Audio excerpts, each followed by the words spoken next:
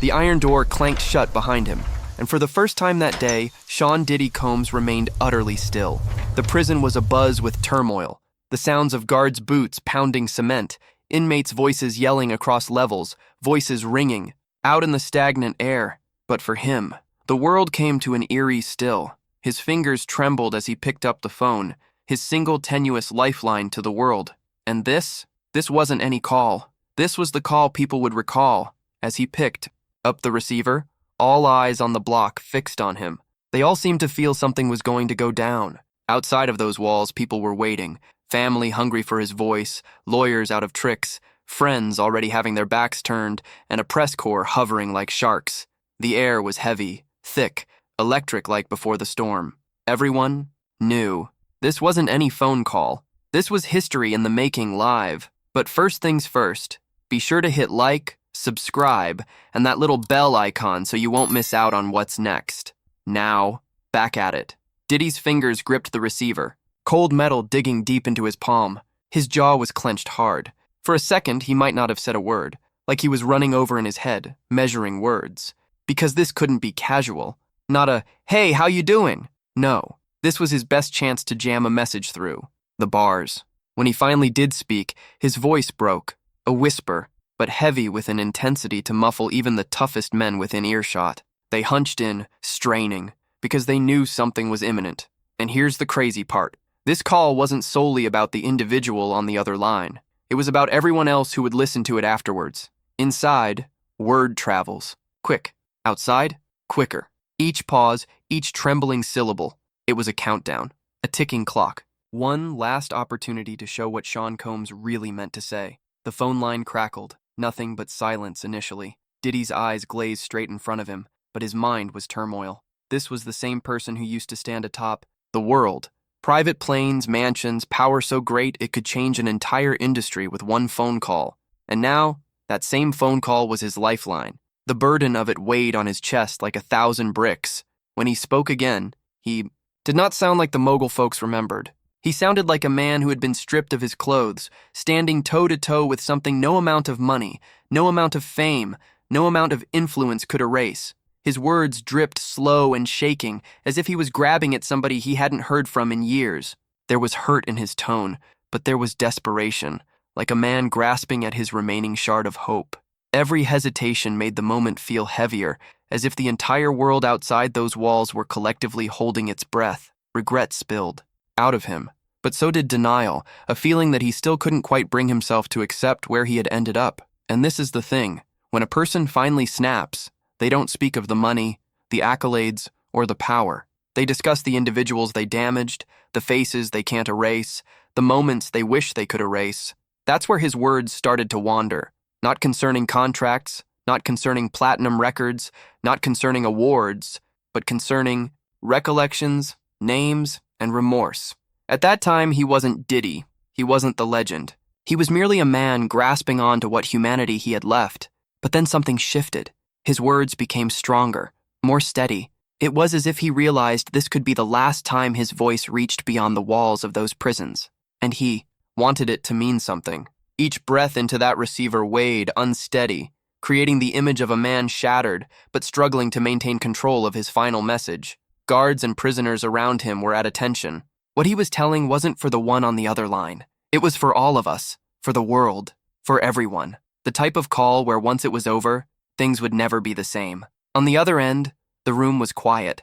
Whoever answered wasn't merely listening, they were speechless. This wasn't the cocky, invincible man that people witnessed ruling stages and red carpets. This was a man shaken by the burden of his past. His initial words barely broke a whisper, but each syllable bore the wounds of decisions he couldn't reverse. He talked of nights nobody was aware of errors committed in the privacy of their homes, of moments when he felt he was above the law. And now it was all coming apart, live, via a prison phone connection. The words he spoke would leave even his best friends stunned. Confessions, apologies, regrets. Some of them felt unreal, as if he was removing layers of himself that never got the light. And the most bizarre thing?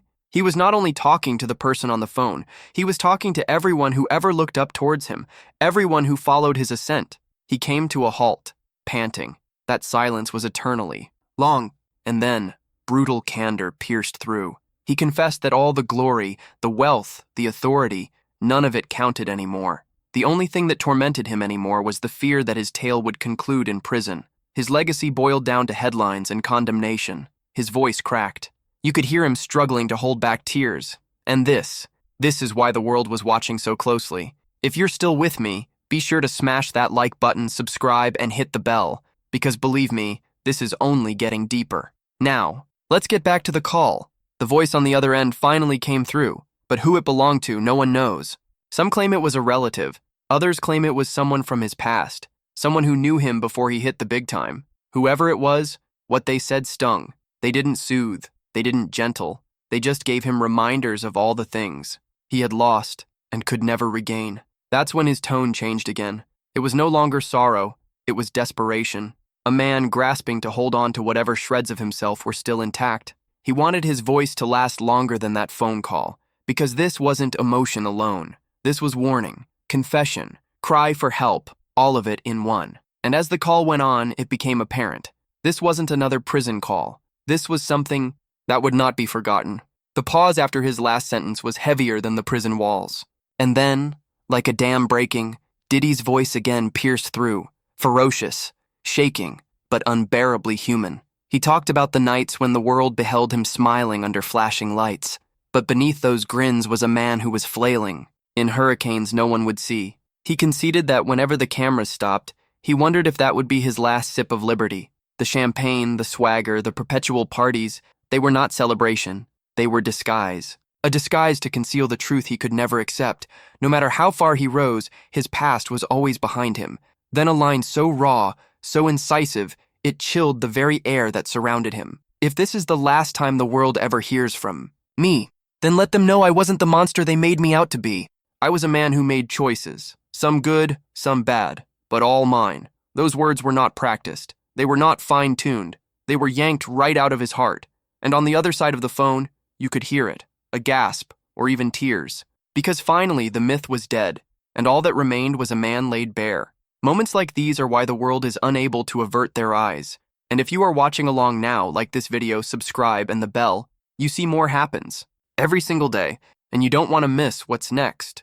Now, back to the call. The voice on the other end finally spoke. Who it belonged to remains a mystery to this day. Some say it was family. Others insist it was someone out of his past, someone who knew him, before the empire, before the glory. Whoever it was, their words did not comfort him.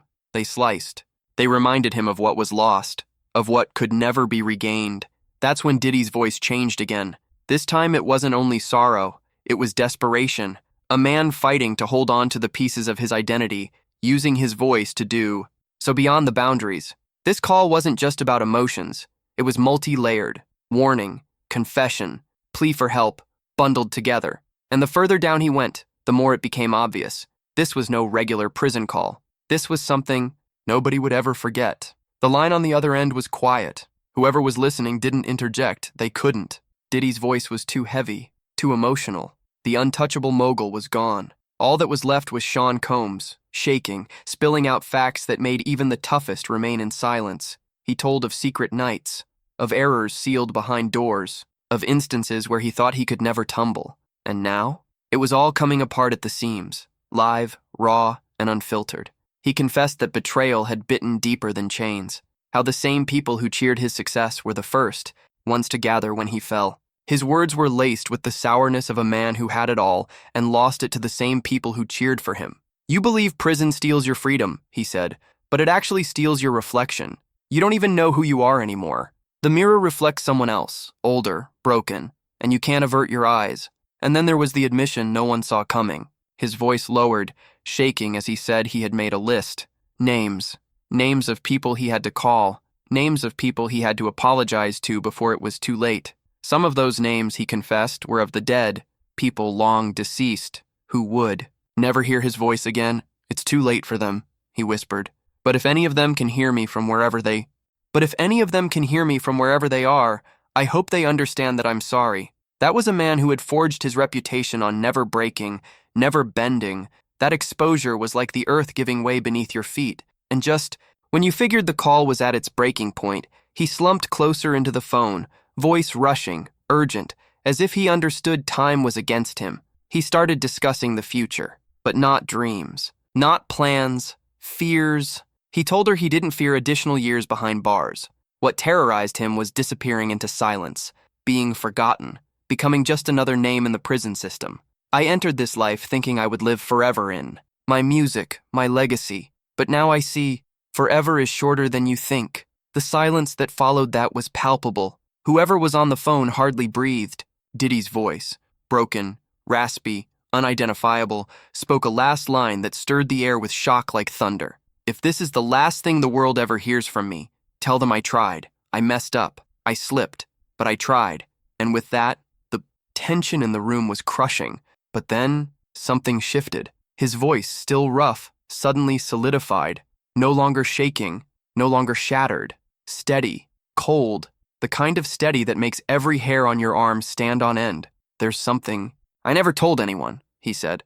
Not my lawyers, not my family, not even the people closest to me. But if I'm going down, the truth might as well go with me. The line went quiet. You could almost sense the world holding its breath. Then he let loose the words that turned everything upside down. Those bars, those walls, they aren't anything. It's a cage they constructed for me years ago. October 3rd isn't so much about sentencing, it's about secrets. And when that day arrives, they're not coming after me for what you believe. They're coming after me for what I know. The call changed from emotional to explosive. He was no longer just confessing, he was warning. And then, October 3rd wasn't merely a date, it was a countdown. That single declaration turned the whole tone of the call. What had started out as the final wail of a shattered man had become something different. A coded warning, a fearful confession with a hint of defiance.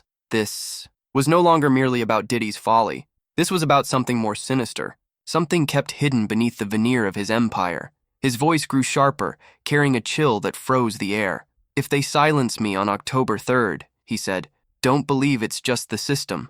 Look deeper, because I've kept receipts. And they know it. Every word dripped with urgency, like he was unloading years of secrets into a single call. He spoke about people in power. Names he didn't say outright, but the way he described them, you could feel the shadow of something massive. There were meetings, behind closed doors, handshakes in the dark. It was never about the music, he breathed. The music was just a cover. They wanted me out here dazzling them all while they worked the pieces behind the scenes. The guards, the prisoners listening nearby, everyone was motionless. It wasn't raw emotion anymore. It was explosive. And then there was the line that caused whoever was at the receiving end to go totally silent. If October 3rd doesn't go my way, if I vanish, don't think I lost my case. Think I spoke too much. That was when the atmosphere changed. What began as confession had become prediction. October 3rd was no longer sentencing. It was a countdown. The call did not conclude in anger, not in defiance, but in a whisper, a final warning to the world. October 3rd isn't just the day they decide my future. It's the day the world will finally see who's really pulling the strings. Those words hung in the air, ringing so much louder than the hum of the lifeless phone line. Whoever answered the phone that night didn't listen to a prisoner. They listened to a man who stood on the brink of history, willing to pull the truth into the light at any cost. For a tense moment, all anyone could sense was silence. But the storm Diddy had blown was just beginning, and here's why it was so frightening. He didn't sound like a guy who thought he was ever going to walk out of jail again. He sounded like a guy who knew October 3rd was the last page. One way or another. Consider it. This wasn't the arrogant mogul who once dominated charts, clubs, and red carpets. This was a guy reduced to nothing, with nothing to lose. And that's why his dying words stung harder than any song lyric he ever penned. They weren't about power, or money, or being famous. They were about truth, and truth in his voice sounded like the most deadly weapon of all. He spoke as if October 3rd wasn't just a day of the month. It was an execution clock, counting down, not only for his liberty, but for secrets he held. That's the bit that stays with you in the dead of night. Was it the desperate maundering of a fallen star? Or was it the missing piece in a much greater tale than Diddy himself? The prison guard slashed the cue. The call ended. But his final words hung there like smoke on the wind. Haunting, heavy, unshakable. October 3rd. The world will see. No names, no specifics, no do-overs. Only one final vow that something was on the horizon. And now, all eyes on that date. Not merely to observe a verdict, but to find out if Sean Diddy Combs' final phone call was the curtain call of a fallen dynasty. or the opening note of something the world isn't prepared to confront. The line went dead. The icy hum of the prison phone remained, clear enough to cut through the silence. The guards had cut it off. The call was finished. But here's the truth. When words like those are said, they don't remain locked inside concrete. Walls, they seep, they permeate, they infect everything they touch. Whispers spread through the prison that night like fire. Prisoners exchanged pieces of his words with each other, each repeating distorted, exaggerated, darker. Some said they heard names leak into the crackling sound of the phone. Others said he indicated gatherings with figures too mighty to even contemplate. By dawn, it was no longer a telephone call. It was legend. And outside, the streets ablaze with gossip, headlines bleeding with speculation. Diddy's last call, October 3rd prophecy, secrets behind the empire. The world had heard something, but no one knew exactly what, except those who were listening closely. Because make no mistake, Diddy hadn't just spoken to one person. He had spoken to all of us, to the fans, the enemies, the suits in the boardrooms, the ghosts of his past. His words carried one simple message: you're not ready for the truth, and this is the haunting part. He sounded like a guy who knew he wasn't walking out free anymore, like he'd already resigned himself to the fact that his chapter would end in a cage. But rather than go quietly, he decided to stage something larger. October 3rd ceased being a court date that evening. It became a countdown, a burning fuse, a specter over the entire business. Humans started asking the questions nobody wanted answered. What was he hiding? What receipts had he kept in secret? Why did his voice tremble not with the fear of prison, but with the fear of silence? And the further down you go, the darker it becomes. Because Diddy's kingdom was never solely music. It was fashion, film, business, politics, power in each and every corner. The kind of tentacles that don't just disappear when the man collapses. It clings, it persists, it struggles to live. So when he uttered, October 3rd isn't about sentencing, it's about secrets. You can't help but ask, whose secrets? His or theirs? That's why the voice still sends shivers down the spines of those who were listening. Not so much for what he admitted to, but for what he didn't say. The truncated sentences, the hesitation, the dropping of his voice low, as if even behind bars he was afraid to be overheard. And here's where it gets creepy. Some of the people close to the case began speaking off the record. Leaked rumors, phone calls at night, individuals asserting that the receipts he spoke of aren't hearsay. They're actual documents, audio recordings, agreements struck in the dark with people too influential to put in writing. And if those ever get to the light of day, it won't be just Diddy's narrative imploding. It'll have the walls around him shaking as well. So now, the world waits. Because on October 3rd, something happens. Either the chapter is closed and Sean Diddy Combs is accounted a fallen giant, or his prophecy is fulfilled, and the doors he opened with that phone call can never be shut. And when that day arrives, the question won't merely be what becomes of him. The actual question will be, who else comes down with him? The thing about empires? They don't fall quietly. When Diddy's final call leaked into the world, it didn't drop like a headline. It reverberated. Boardrooms trembled. Artists became mute. Executives who once boasted about being spotted at his parties suddenly removed old pictures, erased posts, distanced themselves in one night, because if what he hinted at was happening, then nobody was safe. Let's roll back for a moment. Before the concrete walls, before the chains, before the iron door clanged shut, Diddy was a mogul. He was a gatekeeper. You didn't get in the game without brushing against his shadow. If you needed radio play, you needed his cosign. If you needed a seat at the table, you played according to his rules. His influence stretched as far as the eye could see: music, fashion, liquor labels, even politics. But authority such as that doesn't go unrewarded. And that's why his phone call was so perilous. Because for the first time, he wasn't talking like the king of the castle. He was talking like the man who constructed it brick by brick and now wanted to incinerate it. Consider that. A man with nothing further to lose, with the master plan to the very system he previously dominated. And here's where things get creepy. After that call, weird things began to happen. Whispers of missing hard drives, old contacts suddenly out of reach. Stories long buried decades ago began to resurface. Stories that seemed nuts years ago. But now, they sound like the pieces falling into place. It was as if the call had been like flipping a switch. The industry wasn't looking to see if Diddy got sentenced. The industry was waiting to see what he'd reveal before he fell. Because October 3rd wasn't just about him. It was about every name, every handshake, every late-night deal that existed in the shadows of his empire, and that's why people around him began moving anxious, not out of sympathy, but because they knew what he had hidden away, the receipts. The question is, where are they? Some claim they're in vaults abroad. Some claim they're with lawyers bound in silence until the appropriate trigger. Others claim he left them in the hands of individuals who do not even realize the enormity of what they hold. But one thing's for sure, if they emerge, October 3rd becomes more than a date. It becomes a reckoning. Now imagine it. The world watched, holding their breath for the sound of the gavel dropping, the cameras popping, the reporters yelling. But behind the scenes, a tempest building larger than any sentence one man might ever face. Because when a giant falls, the earth trembles. But when a giant chooses to take the entire kingdom with him, that's an earthquake. And Diddy, in that final phone call in that shaking but intentional voice, made one thing clear. He wasn't going down alone. The clock was counting down. October 3rd, not merely a sentencing, not merely an end, but perhaps the start of something the world wasn't ready to meet. And if you think that's mere paranoia, remember this. Legends don't whisper cautions on prison phones unless they know the walls are already in. This wasn't confession. This wasn't regret. This was the first shot in a war. The clock had started ticking, but to see why October 3rd didn't feel like a date, but more like an explosion, you need to turn back the clock. You need to track the steps back to the beginning, because empires don't collapse overnight. They wear away. They rot inside.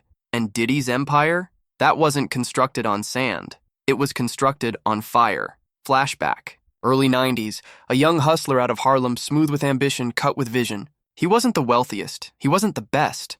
But what he possessed was hunger, an insatiable hunger for power. He saw doors, and when they refused to open, he kicked them in. The deals followed. Then the music. Then the parties. Bad Boy Records was not merely a label, it was a machine, an empire in the building. And Diddy was not merely the head man, he was the architect. Each step, each cosign, each controversy, engineered to ensure he remained at the center of gravity. But the higher he went, the deeper the shadows were. Whispers of deals made in the back room. Rumors of documents inked in blood, not signature. Stars who flew high on his tenure, only to disappear just as rapidly. Bad luck, others called it. Others referred to it as the price paid for flying too close to the sun. And throughout it all, he smiled, he danced, he glowed. The mogul with everything. But behind the glow, cracks. The same drive that put him on the throne created enemies. Enemies in the streets. Enemies in boardrooms. Enemies in corners. Most people never even knew existed, and that's the part no one ever mentions. The hidden war being waged while the world danced to his songs. A war waged in whispers, in favors, in secrets used as currency. That war was what accompanied him to prison. That war is what made his final phone call sound less confession and more prophecy. Because October 3rd wasn't a coincidence. It was the day 2 timelines intersected, the ascension of a king and the judgment of a man. Flash forward, the iron bars, the ringing phones, the silence that followed his last warning. Now the world wasn't just seeing a fallen mogul. They were seeing the specter of an empire, one founded on ambition, sustained by secrets, and now teetering on the edge of falling in on itself. And perhaps that's why his voice was so terrifying that night. Because Diddy knew better than anyone, when you construct an empire on flames, you don't get to bail. Eventually, the fire gets you. October 3rd wasn't his demise. It was the day the fire consumed all that surrounded him, and while the world waited, watching for the gavel, the question burned fiercer than ever. Would this be the day Sean Diddy Combs tumbled alone? Or would it be the day his whole empire came crashing down with him? The shadows. The thing about empires is this. They don't emerge based on talent alone. They emerge based on alliances, on debts, on secrets. And Diddy? He had more alliances, and more secrets, than anyone knew how to count. In the limelight, he was invincible. Suits pressed, champagne held high, women, glory, popping cameras, the monarch of Bad Boy, the tycoon who transformed hustler fantasies into an empire. But behind the scenes, it was something else. There were individuals who asserted that they constructed his empire just to be wiped from the records. Partners who alleged they were pushed out once the funds began pouring in. Artists who spoke on silent contracts that bordered more on chains than agreements. Some lost everything. Some vanished. And some, well, their tales never quite emerged. All empires leave ghosts behind. His left whole cemeteries, And that's why his final phone call shook more than prison walls. Because when he uttered October 3rd isn't about sentencing, it's about secrets. He wasn't referring to minor scandals. He was referring to the ghosts, the foes who never forgot, the insiders who remained silent, but only because they were being compensated for it, the politicians and businessmen who gave him a firm handshake in public, then ground their teeth in private, praying their names never made it out. And here's the thing. Some of those names are still strong, still in office, still leading companies, still smiling for cameras while hoping those receipts never come to light.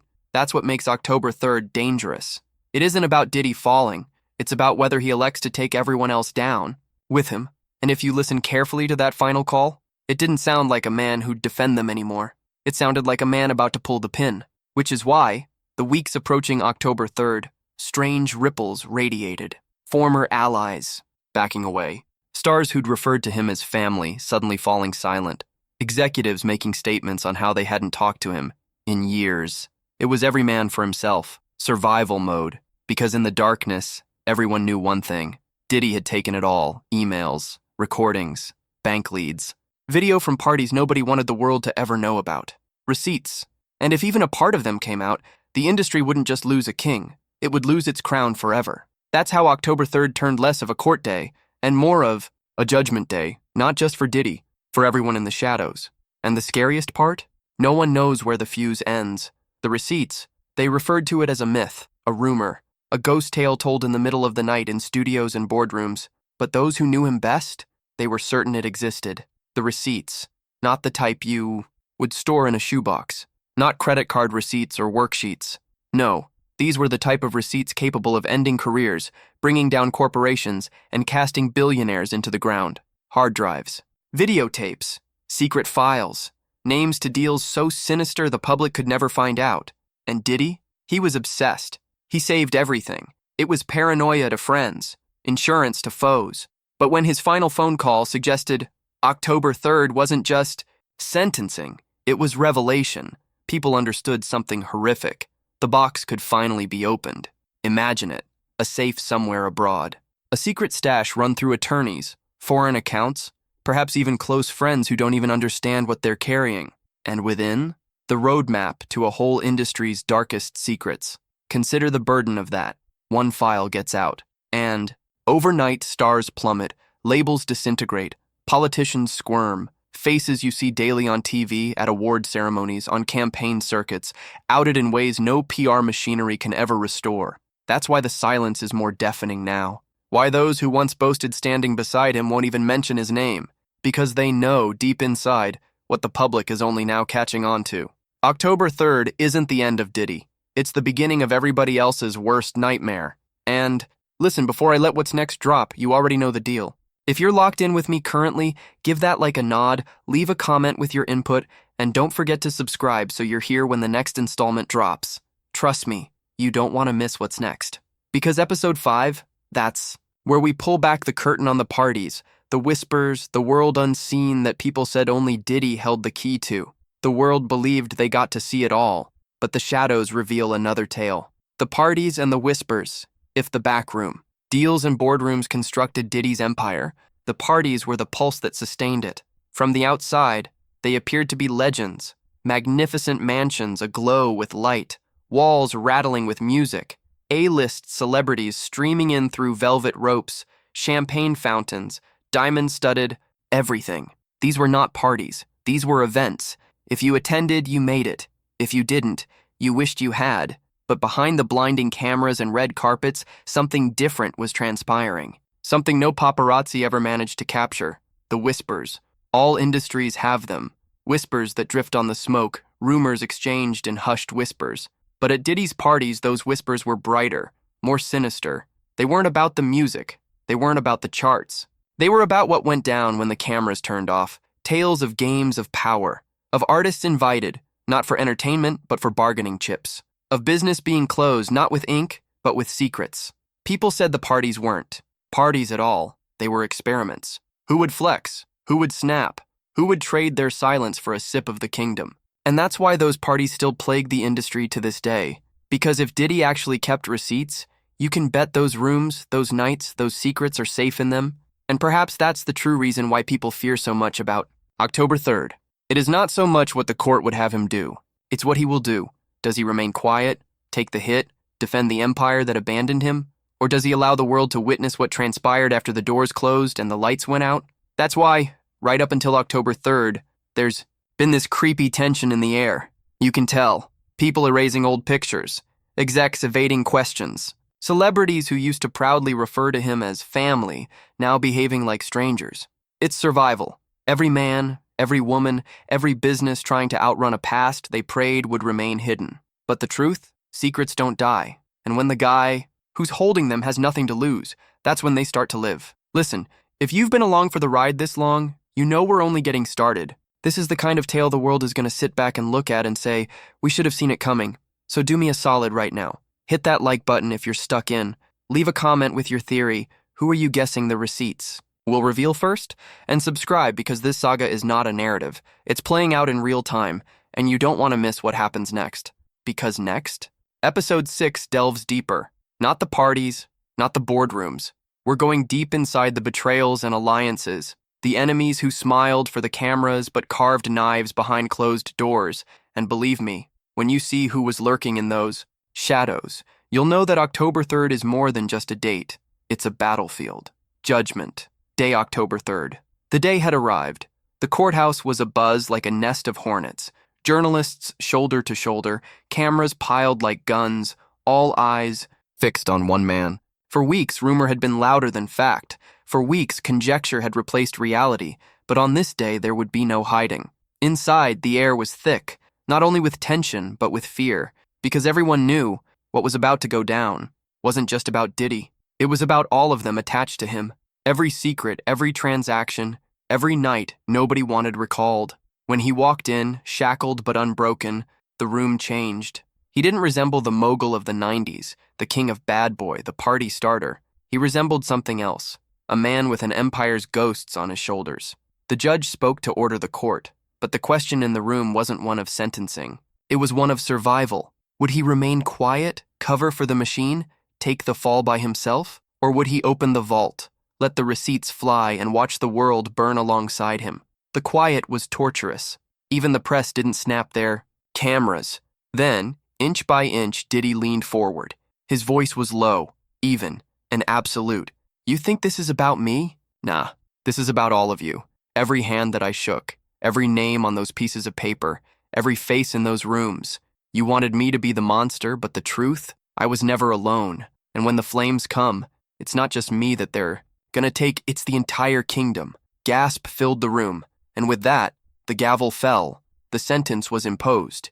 Years in a cell. But the true punishment wasn't the duration. It was the specter of what would follow. Because outside those walls, the world was in the process of transformation. Files were leaking out. Old videos resurfaced. Executives in disarray, politicians in perspiration, celebrities disappearing in the limelight overnight. The receipts weren't myth anymore. They were factual, and they were seeping into the world, bit by bit. For others, October 3rd was the demise of Diddy. But for others, October 3rd was only the beginning of their bad dream. And now we're here. The book is closed, but the questions linger. How far did it go? Who else was in on it? Who else will be brought down before the flames burn out? One thing's certain. When a fire-based empire falls, the flames don't end at the king's throne. They spread. So take heed. The end of one man can be the start of everybody else's accounting. And in this tale, the shadows don't quite finish talking. And if you're new here for the entire journey, respect. Like this video, comment what you think below, and subscribe so you're here when the next epic is released. Because if history's learned us anything, this won't be the last to crumble.